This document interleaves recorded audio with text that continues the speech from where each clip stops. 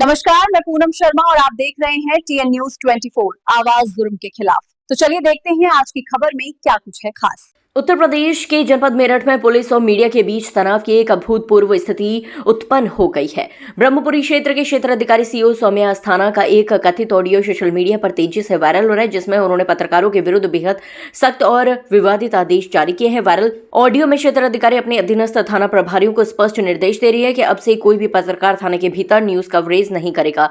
इस फरमान को लेकर पत्रकार जगत में भारी रोष व्याप्त है और इसे लोकतंत्र के चौथे स्तंभ की आवाज दबाने की कोशिश बताया जा रहा है। सभी थाने ध्यान दें, किसी भी थाने के अंदर किसी पत्रकार द्वारा अगर वीडियोग्राफी की जाती है तत्काल मुकदमा लिखवाएं। थाना टीपी नगर में शायद अभी कोई प्रकरण चल रहा है, मैंने उसको बता दिया है कि अगर आप मुझे थाने के अंदर दिख गए तो मैं ये कार्रवाई करवा दूंगी। तो थाने पे जो फोर्स है, जो पहरा खड़ा, उनको भी ये चीज़ ब्रीफ कर दिया जाए। किसी हालत में मेरे किसी थाने के अंदर कोई वीडियोग्राफी किसी पत्रकार द्वारा नहीं की जाएगी। अगर ऐसा होता है तो उस दिन के जो डे ऑफिसर है उनकी और थाना प्रभारी से भी फिर मैं बात करूंगी।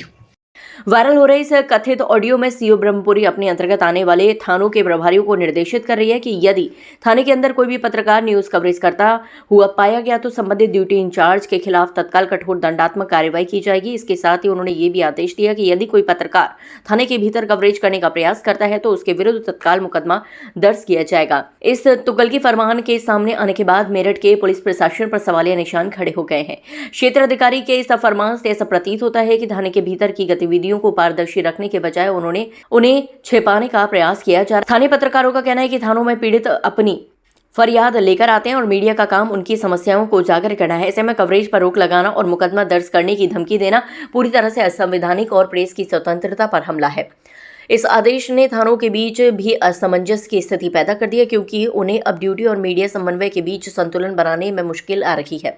इस विवादित ऑडियो के वायरल होने के बाद मेरठ के विभिन्न पत्रकार संगठनों ने वरिष्ठ पुलिस अधिकारियों से मामले की शिकायत करने और विरोध प्रदर्शन करने का निर्णय लिया है। संगठनों का कहना है कि इस प्रकार के मौखिक आदेशों से पुलिस की कार्यप्रणाली पर संदेह पैदा होता है। फिलहाल इस मामले में जिला पुलिस के उच्च अधिकारियों की ओर से कोई आधिकारिक बयान सामने नहीं आया, लेकिन सोशल मीडिया पर इस मुद्दे को लेकर तीखी बहस छिड़ गई है।